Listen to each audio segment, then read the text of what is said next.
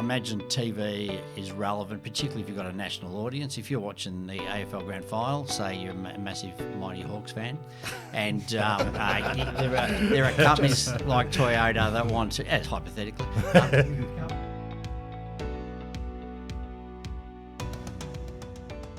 Welcome to the Founder Podcast, and I'd like to firstly welcome my co-host Justin Hodges and Ben Maher. Welcome, guys. Welcome.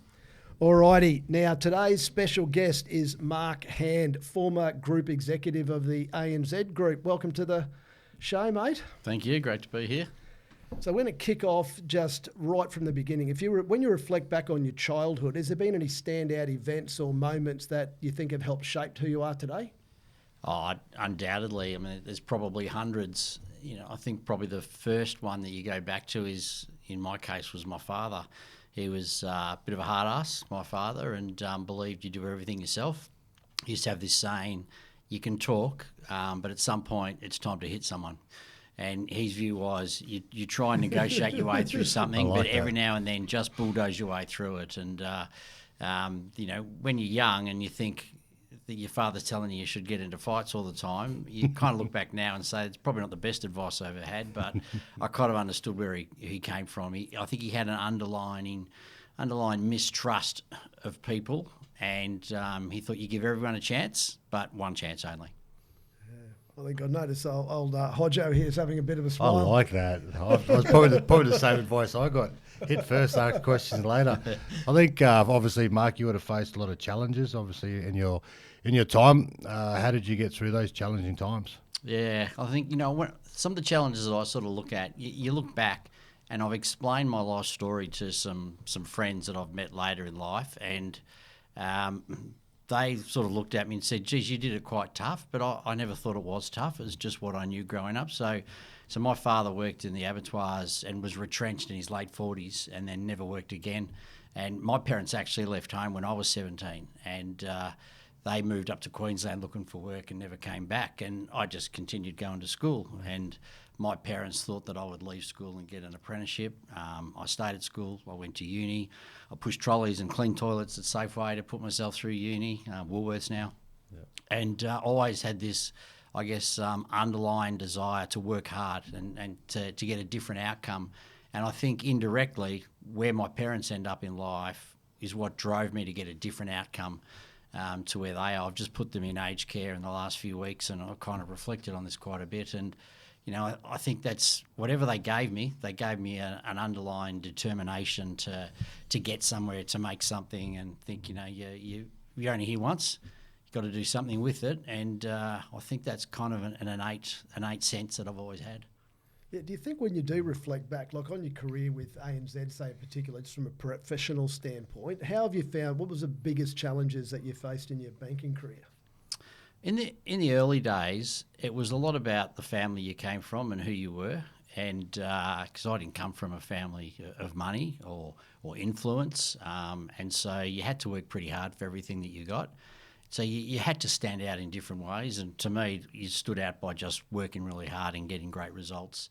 And then I kind of realised pretty early on that you can't get the results yourself. You've got to get it through other people.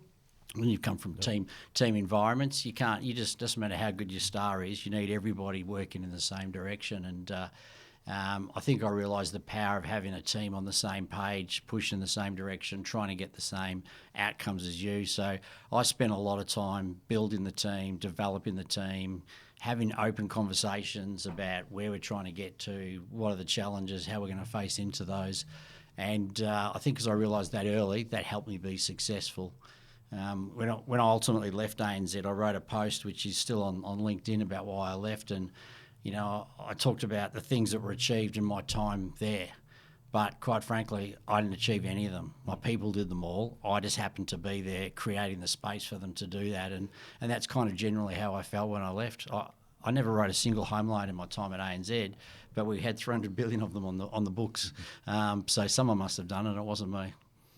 I think, like you spoke about those people, right? How do you find those good people? How do you find people that you can trust, implement some of the stuff like you just spoke about to be successful? Yeah, and I think that goes back to sort of what my father said. You trust everyone at the outset, but assume trust, but people can lose that trust. And, I made sure that the people that I worked with had my back as much as I had their back.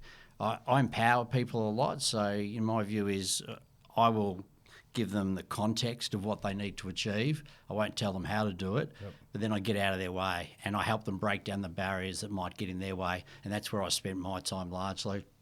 And I think that's probably what made the biggest difference empowering people, because when you trust people, they either surpass your expectations unbelievably, or they massively disappoint, and you work out pretty quick which ones are going to be on your next team going forward. And what was it that you found so powerful about building these amazing teams? Just as obviously the idea of this podcast is about how to found something, and obviously creating those innovative teams requires a lot of energy, persistence, time. What was it that was the most intriguing thing to you? I think the benefits of having people with completely different backgrounds. So, if you asked me when I went into my last role at ANZ what my strategy was, I would have said, well, wait here and I'll go and talk to my people and find out. Because your people always have great ideas. The teams, your customers have the best ideas. And if you take the time to sit down and have those conversations, you'll find them. And I find that energising. One of the complaints that my people had about me throughout my whole career was I tended to agree with the last person that was in my office. So, you'd come in and you'd have a conversation. I'll go, it sounds fantastic. We should do that. And you'd go out and then you'd walk into my office and add some information that I didn't get out of Ben. And I'd go, wait a minute, that's interesting. We should do that. And Ben would go, but wait a minute, we just agreed. And I used to confuse my people sometimes. I go, well, until I've got all the information, I think a good leader should be comfortable changing their mind. Yep. And I just felt no loyalty to the idea that we were pursuing. I felt loyalty to the best idea. Yep. And if a better idea came in, if you walk in and with a better idea, we're going with your idea. And I'll call Ben and go, sorry, there's been a change of plan in the last 10 minutes. So obviously the success of any business is acquiring customers. Did you, obviously your team had a lot to do with that. Was there any specific systems or processes that you put in place to try and acquire new customers and potentially even, I guess, keep the existing customers? Yeah, I think I always used to say to my people when they'd go out, so if I consider myself anything, I'm a commercial banker, so I love the business bank space because you're dealing with the owners of businesses that are so passionate about their businesses. And I used to say to my people, go out when you meet the customer and just talk about their favourite topic. And they said, how we know what that is? And I said, well, it's them. And generally that just evolves into their business. So when you walk in, there'll be signs, symbols in their office. There might be a picture of the kids or their grandkids. Go in there and have a chat to them about, are these your kids, are these your grandkids? And start that conversation with them. They'll get talking about it. And then once you get them onto their business, they won't let go. And so the message to my people was, you've got to be curious. The more questions you ask, the more the customer will reveal what they actually want from you. So don't go in there and say, look, we've designed this product and it looks like 1, 2, and 3. What do you think? Go and ask them about their problems. And this is what I've learnt from the tech companies and genuine entrepreneurs. And I've met some genuine entrepreneurs, but there's a lot of people that run businesses that I wouldn't consider entrepreneurs. But you talk to these individuals and they ask questions differently. They've got a level of curiosity about their problems and how to solve them. And if you show that same level of curiosity, they'll reveal to you their biggest problem. And then you just go away and solve that. Then they'll be loyal to you. It's so well said that if you want to know something, you just got to ask. Yeah, it is. There is one mistake. I won't say who it is because she has a very high profile. I walked into her office and she had photos along the desk of what I presumed was her son rowing. And I said to her, does your son row? And she said, no, that was me at uni. And so I completely offended this woman from day one. And so that relationship didn't work out. So you just have to be a little bit careful about what you sort of raise as a topic. Well, it sort of leads on to my second question. I think what's the greatest lesson you learnt as a CEO? And then also, what's the worst decision you made as well?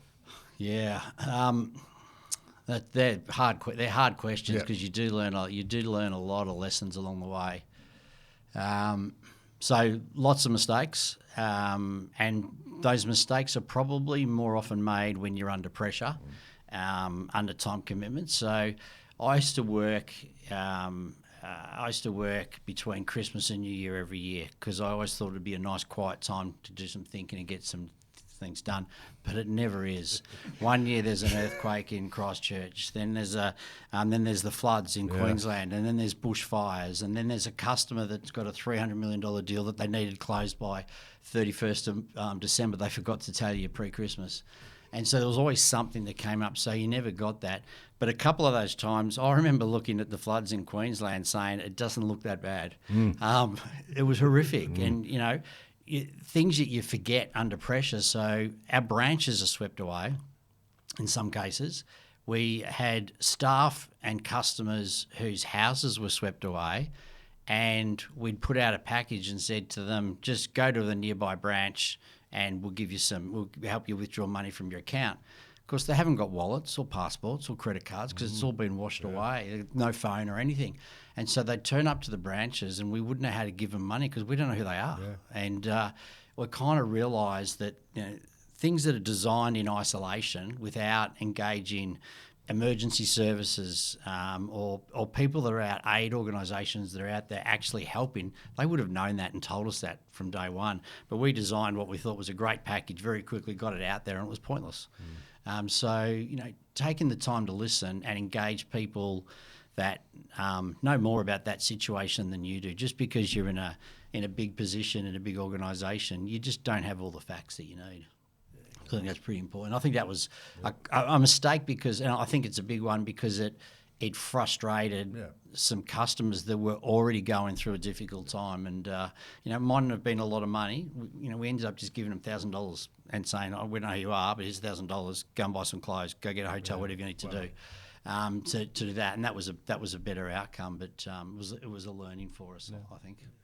That's awesome. So when you made your transition, like when you were sort of moving out of ANZ, you know, what was it that led to that decision, you know, and sort of how did you go about actioning that for anyone who's listening who might be looking to transition roles or make a big life altering decision? Yeah, and it is difficult, and I still find it hard. I was there just short of 34 years, so it's kind of all I knew. I'd worked for a chartered accounting firm prior to joining ANZ, but that was basically my life. I joined it when I was 21 and then left 34 years later. So the challenge was, how do you take the skills that you've got, work out what are transferable skills and what else you want to do next? For me, it was time for me to go. As much as I love the place, it felt like home. I'd been walking through the same doors, different buildings, but metaphorically the same doors for so long. But I didn't necessarily agree with the way the organisation was structured. It definitely needed to change structure, and that my job at that time definitely needed to be split up into more components. So that was the right decision for the bank. And there was a really big technology project being done on the side of one of the businesses that I ran, and logically those two were to be put together. And so it kind of made sense that it was going to split. And then when I looked at what was left, there wasn't really the job that was going to get me out of bed every morning and get me as excited as it had for the last 34 years. So I kind of just knew it was time to move on. And then the challenge, I mean, you go through all the emotions. You wake up one day and you think, I don't know what to do with myself because I've done the same thing every day. But you rest assured there was Eggs Benedict's, coffee and golf involved as soon as I got out. And my wife would say that golf's still very heavily involved and maybe it needs to just pare back a little. I just started having conversations with people. I've just met anyone that said, do you want to have a coffee? I went and had a coffee with them. And I've met some amazing people who have basically said, hey, you should do this or you should do that. Now, one of those things that they've suggested was a private debt business, and we're now 6 months into the process of building that. It's not something I'd thought about building previously, but when I sort of looked at my skills, my contacts, my networks, it became an obvious thing to try and do. So we're trying to do that. And I've joined the board of a Great Southern Bank here in Brisbane, and that's great because it's like it's a mini version of ANZ. It's got a very narrow product set, but it's something that I've been dealing with for 34 years, so it's a topic I know really well. But I'm learning to be a director, and it's different to making the decisions as an executive. You're trying to prompt another person to make good decisions, and sometimes you go home and you think, I wouldn't have done that. But some days you go home and go, hey, that was quite clever. Yeah, fantastic. It's interesting you mentioned that. I just want to touch on relationships because I was with a firm for 18 years and left as a managing director, and almost instantaneous. I was a very relationship-driven person, but part of the relationships I think I'd built with people that I assume were sort of mates, friends over the years, dealing with them in business. But then as soon as I finished up in that position, all of a sudden not the managing director anymore, and I'd jump on the phone because I had a bit of time on my hands, probably like you did, and these guys are not returning calls, and I certainly found out quite quickly in who your friends are. Yeah. Did you find that? Oh, 100%. There are some people that left the organisation or other organisations that I know about the same time I did, and we were chatting regularly about what we're going to do. I was referees for some of those people. They've got jobs, haven't heard from them in a year.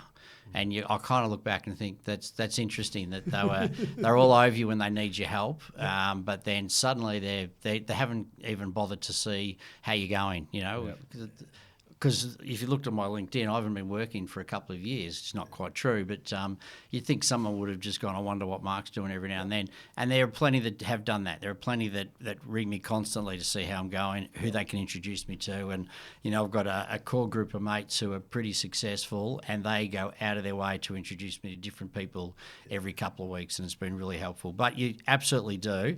And you've got to remember, you're not your position. So, I was not the group executive of ANZ. I'm Mark, and that happened to be what I did for a living, and with that role came opportunity to meet people, get involved in things that you might otherwise get involved in. But at the end of the day, you've got to go back to what are you good at? What are your core skills? What is fundamentally innate to you that you can use going forward? And lots of what you've got from that role will be relevant. Some of the technical skills might not be relevant. Mark, how do you see technology impacting the finance industry? Yeah, massive, Yep. massive. In fact, it would be hard to do the job that I did without being very technology focused. It's the digitisation. It's one of those industries, like I guess the journalism industry, massive impact in that space. I mean, podcasts compared to newspapers. I mean, podcasts weren't around 15 years ago, I presume, and now everyone I know listens to podcasts in the cars. So that's changed significantly. The finance industry, absolutely significantly. People want that to be able to do everything in their hand anytime they want to do. If you, and as I said, I'm a commercial banker by trade, and small business, small business are the hardest working people in Australia, right? And so when they sit down to do their banking, it's probably 9 or 10 o'clock at night. There's no branch. They're never going to see the inside of a branch again, but they need to be able to do everything on their phone. Moving money is what matters to them, and we're starting to see integration between banking apps and the accounting packages, Xero, MYOB, QuickBooks and the like, and that integration means the centre of your financial life is kind of moving towards the accounting package away from internet banking if you're a business, because that's the one snapshot of your complete picture. So again, there's another transition happening, I think, in that space. And then there's lots of banks typically have big core platforms. There are people that are building what they call bank as a service effectively. So the core is the least of your problems. It's the customer experience that matters. And so there are companies that have built great core platforms, and banks build their own experience around that. And there's been startups. I'll give you an example. So Starling Bank in the UK, they've been around about maybe 8 years. They've got about 4.5 million customers in their retail space. ANZ's close to 200 years old, and they've got 7 million customers. So, this bank in the UK, in no time, has built completely different technology, a cost-to-income ratio much better than the major banks have. And then you've got banks in Brazil that have got 100 million customers on these platforms that they built in 13 months. It's the difference, what you can do today is staggering, and you would never build, the big four banks, you would never build a bank like that today if you started from scratch. So something like that, that's, I believe, when you are starting up, you're a founder, you're starting up a new company, marketing is a massive thing. You've got to obviously try and get out there. So what are your thoughts around marketing for any of the young entrepreneurs out there? Look, it's so the Great Southern Bank that I sit on the board of have launched a bank as a service, small business bank effectively. They've done no marketing yet. It's a nascent offering. They just introduced some unsecured lending. They'll do some secured lending next year. But they've got transaction accounts and payment capability for small business customers. No marketing. They're now acquiring tens of customers every day. And they haven't really told anyone about it, but there are early adopters out there that stumble on this stuff, find it, experiment, tell people about it, and starts to snowball. The next stage is they'll start to market the platforms. It's been really well built by a company here in Australia. It's that bank as a service concept that I described, and word of mouth has got it up and running. But they will now start to advertise that. But it'll be virtually all digital advertising.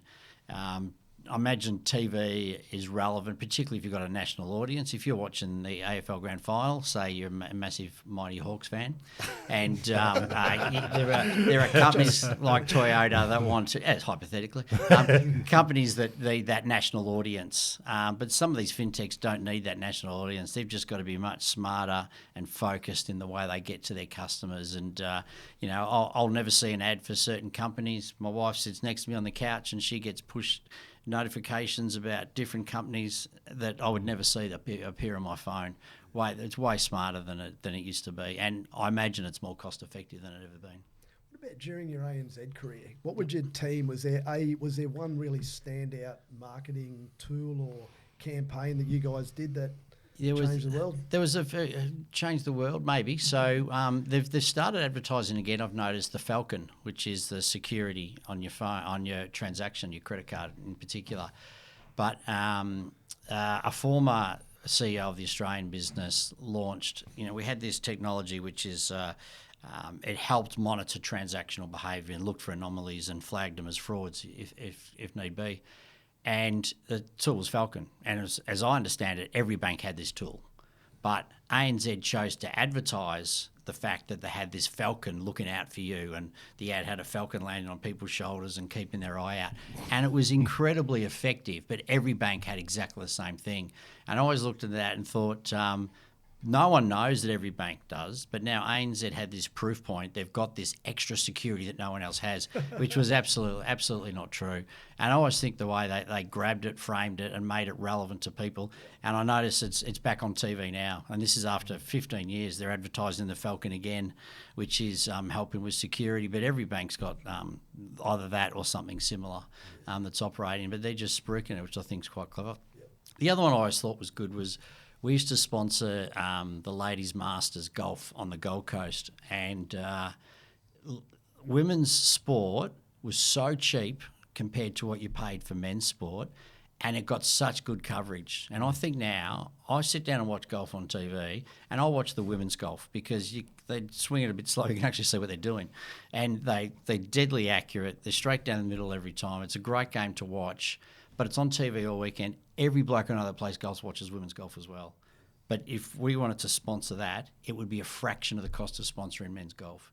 And I just think that was a really good opportunity that ANZ took, sponsoring women's sport. They did netball and a whole bunch of things, and they obviously did the tennis for a lot of years. Still a tennis sponsorship, but that tennis sponsorship was very good. That national event, that's family sort of oriented sport. Yeah. Would you say, from a viewer audience perspective, so you're saying it's obviously much more cost effective, but was that a direct relationship back to the viewing audience? Yeah, I think it was. And, one thing we realised pretty early on was a lot of financial decisions, big ones like which house to buy and how much to spend, made by the mother in a lot of cases. So we needed to appeal to that market more than we had been. And, ANZ had always steered away from footy. Aussie rules, rugby, they all had some cultural issues from time to time, and it was better not to be associated with that. And that's why we went things like netball, tennis, more family-oriented sports, but also very national in nature. Yeah. I think, Mark, for me, when you look back at your wonderful career that you've had in banking, is there a moment where you sit back and reflect, going, I've done something really great, or there's something you could have changed, or something that you probably didn't do quite well at, and how did you get through that? Probably some of the things that I was proudest of was I was around when ANZ first, we never had a small business segment, and I was around when we created that effectively from scratch. And what ultimately became the deputy CEO of the bank, he was charged with creating this business. And that is now one of the powerhouses of ANZ. It's probably the third biggest business behind, mortgages is so big, and then there's some top end of town businesses that are pretty big. But this was from nothing. It was done by the bank in pockets scattered everywhere. But under Graham Hodges at the time, we pulled it all together and we built a business from scratch. And I sort of look back now and feel like I've been there from when it was started to now. Every bank is absolutely focused on small business and the opportunity in that space. And we kind of got there pretty early on in the piece and created that, and being part of that was pretty exciting, I think. Also lived for 4 years in India. So we owned a bank in India. I went and spent 4 years running a risk management function, looking after the Middle East and South Asia. And that was incredibly informative because every day at work I was learning, but I landed in a role where their systems and capability was so far behind. I went from learning every day to teaching for the next 4 years. Yeah. And that's that was the start of my leadership journey, where I thought, actually, I quite enjoy this. I was still learning stuff, but it was more about what I could give than what I was taking away from my people at the time. And it was had some tough times living in India. When I went there was no foreign food. There's no TV in English. You couldn't go to a movie. You could play touch rugby if they let you on the park, and of course you could play cricket, but you couldn't do much else. And it was tough for a few years, but I went there for 2 and stayed 4 because I got sort of so into this whole process of developing a piece of the bank that was coming from a long way back. Yeah, nice. Well done. It was fun. That's awesome. And while you're at ANZ, what was sort of if you could share with our guests today, what would be the biggest lesson you'd say you could share with everyone, something that they could take away from this podcast today? I think, and this is still a criticism I have of ANZ. There's too many priorities. It's a really big, broad business, and everybody wants their share of what available investment there is every year. And the danger with that is you don't narrow it down to 3 things that really matter and invest and do them really well. So I still think they do a lot of things to 75%, whereas I would say just pick 5 of those and get rid of them. Pick these 3 to 5 and give the people that run those businesses the freedom and all the investment they need to do with it, and they'll surprise you. But if you give everyone 75% of what they need, no one will be successful. And I think to me, there's 4 big banks, and there's a saying in the industry, there's 4 monkeys, but there's only 2 bananas. And so one of the bananas is retail banking, the consumer banking, and CBA has absolutely had that for years, and they dominate in that space. They've done exceptionally well. NAB has grabbed the business banana. So what do Westpac and ANZ stand for? And they've got to find a different niche or grab one of those bananas. And I think it's pretty hard. ANZ's got a different business to the others. They've got a big New Zealand business. They're much bigger internationally than the other banks, representation overseas, and they're good income earners for the bank. But I'm not sure what their banana is at the moment. They might be too diverse, and I would be doubling down on one of those business. Of course, with my background, I'd be doubling down on the commercial bank, and I'd give them all the money they needed to deliver what they had to deliver. Okay. Thank you for sharing that. What about culture? How would you describe the culture that was around at ANZ at the time, and how important do you think that is now when you're going to be instilling to a new business? Yeah, look, I think the culture was excellent, but maybe too nice. So that's not to say that we didn't exit people when they needed to be exited, whether that be performance or behaviour. You needed to hit someone? There were times where I would have been good, but apparently you don't do that in the boardroom.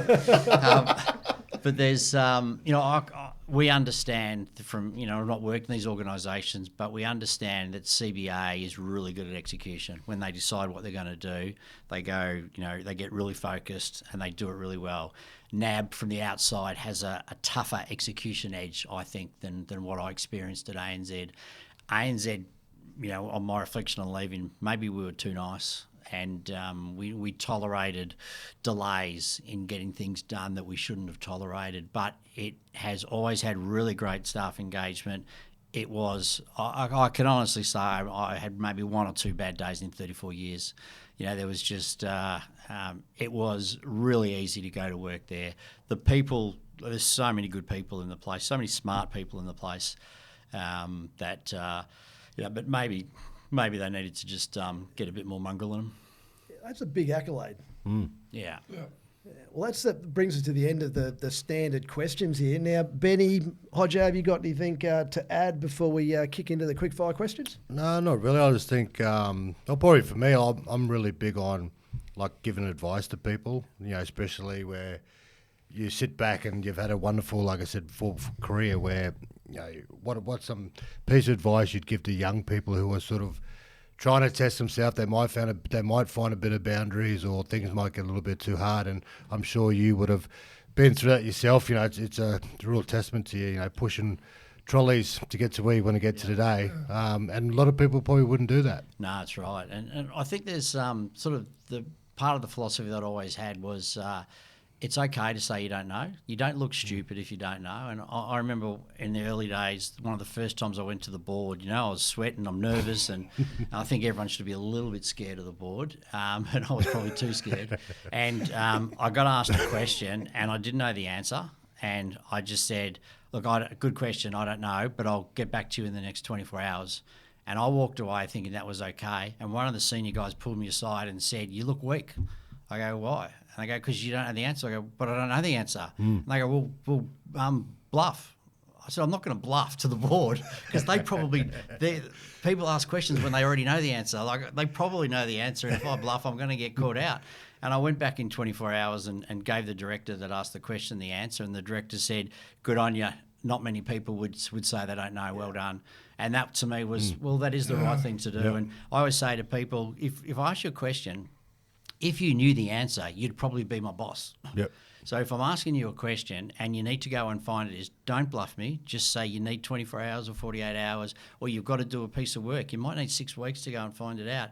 But just tell me, manage my expectations, that you will find it out and roughly when you'll get back to me. And I'll tell you if that's acceptable or not. Yeah, that's awesome. That's fantastic. Yeah, that's awesome. And for me, if there was anyone out there looking to, start a business or found something or just do something innovative in their own life, what would be one bit of advice you'd give to them to try and take away? Ask lots of questions and ask people you would normally not ask questions. So, I asked my son about the bank app that he uses. Why did he choose Bank of Queensland as the bank app? And not choose ANZ, one that I built, for Christ's sake. He chose Bank of Queensland. Now, I didn't love his answer. He said they had a better rate, so because he wanted to make more money, which is kind of good for him. But I was hoping he'd get a bit more deeper into the actual capability of the app. But you've got to ask people, your customers, but people that you probably wouldn't normally ask, because you'll get answers that you don't expect. If you ask all the usual suspects, they'll just reinforce your views of the world.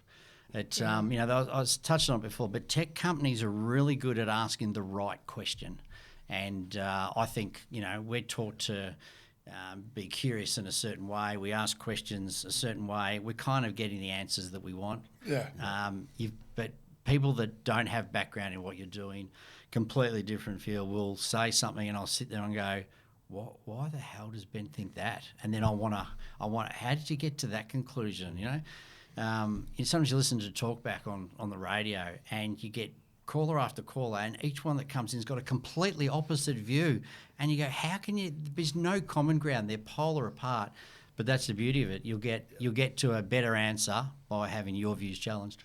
Love it. Thank you for sharing that. Fantastic. All right, let's rip into these quickfire questions. Magnus's quickfire questions. All right, who's the person that's had the biggest influence in your life? Probably my father, I would say. He didn't say a lot, but when he did, it was pretty useful advice, and he's pretty honest. And he became he went from a hard ass to quite a gentle, caring old man. I don't know how it happened. It might have been after a blue we had once, but I saw an old man change significantly, and that's inspired me. Yeah. What about your favourite saying? This came from my brother-in-law, who's a comedian. Someone said something, and they shouldn't have said it out loud, and he just snotted and said, it's okay to say what you think, but don't say everything you think. Which I always say to people, you can think it, but don't tell him he's a dickhead. Just go home and think he's a dickhead and know comfortably that you're right. What are you most proud of in your career? Well, a lot of people change organisations a lot to get ahead. And, not many people stay in an organisation 34 years and get to sort of the top level. And I'm proud of the fact that I didn't have to go elsewhere to get ahead, that when I got knocked back to where I was, I just put my head down and went again. 3 words to describe yourself. Honest.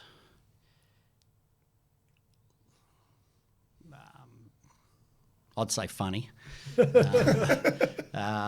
And imposter. Like, I have chronic imposter syndrome that I just could never believe where I ended up in my career, and just thought any day they're going to knock on my door and just go, we've worked it out, you're gone, you're gone. Yeah. How do you handle pressure? So I'm calm by nature. So I played a reasonably high level tennis, and I play golf much better under pressure. So if the 3 guys have put their balls within 2 metres of the pin, I guarantee I'll be inside them, because I'll take the challenge. Everyone's got stress, so I've got no doubt that I carry stress, but I don't brew. I think things through, work out what I'm going to do, make a decision, and get on with life. I don't carry things around. I don't carry grudges or anything. What's the best book you've ever read? Probably the best one was a book about Douglas Bader, who fought against the Red Baron, lost both his legs, and then went up and kept shooting people down. And I just found this guy. I'd never heard of him. My mum said, you got to stop reading cartoons. I was probably 10 or something. And she gave me this book to read, and I'd never read a full book before. I never stopped. And it sort of spurned an interest in history and what made people tick. How this guy, crashed, lost both his legs, but as soon as he got out of hospital, he jumped in a plane and went back up and back to war. Yeah. And I just thought, what makes these people tick? That was probably the first time I got really interested in how people are different. Yeah. Who's the smartest person you've sat in a room with? Besides myself. Yeah, probably you. Well, I sat in a room with Jeff Bezos, and he was direct. He just asked questions. He never smiled, and I found it intimidating. Well, he was the richest man in the world at the time, but I kind of found it intimidating the way he just cut to the chase and got to something, and I just thought, this guy just sees things differently. He just... he could look at a value chain and work out where the money was or what he needed to do. And I thought it was quite incredible, just in a half hour in the same room as him. I just thought, that's pretty amazing. I get it. Your favourite song? Look, it's probably something from Elvis Presley. So my wife and I, for our 10-year wedding anniversary, went and got remarried in the Elvis Chapel in Vegas. And 6 foot, absolutely, 6'7", Elvis came out and sung a few songs, and then we did our vows. And he said to me, "Do you promise not to go run around town like a hound dog?" And I said, I do. And he said to my wife, "Do you promise to never step on Mark's blue suede shoes?" And she said, "I do." And then he announced us married again. But I grew up listening to Elvis in the background, but I'm not a music buff. I know less about music than virtually any human on earth, but I've always loved Elvis. What motivates you? I think the thing that motivates me most is it's probably, I don't think it's fear of failure is quite the right words, but innovation, doing something a bit different, solving a problem in a different way. Having someone say, clever. That's probably all I need to get me up for work the next day. A new solution. All right, final question. What's the one must-have quality to be a successful entrepreneur or founder? Curiosity. Yep. You've got to really want to get to what the problem is and what are the range of solutions and work out the best ones. And, I think that for me is the biggest lesson in life. You've just got to be curious. You've got to know. And the reality is we don't know anywhere near enough ourselves, but everyone around us can help us solve problems. So curiosity is king for me. What a great way to finish, mate. Thank you so much for your time, Pleasure. Mark. I know you've flown up from Melbourne to be with us here today, mate. Much appreciated. And any final words, Benny? Hodjo? No, I'm all good, mate. Just, thank you for coming up. I've learned a lot of good things from today as well, so I appreciate it, mate. Yeah, me too. Thanks. And from me, thanks for inspiring the next generation. And thank you so much for being on the show. Look forward. Great. Thanks very much. Awesome.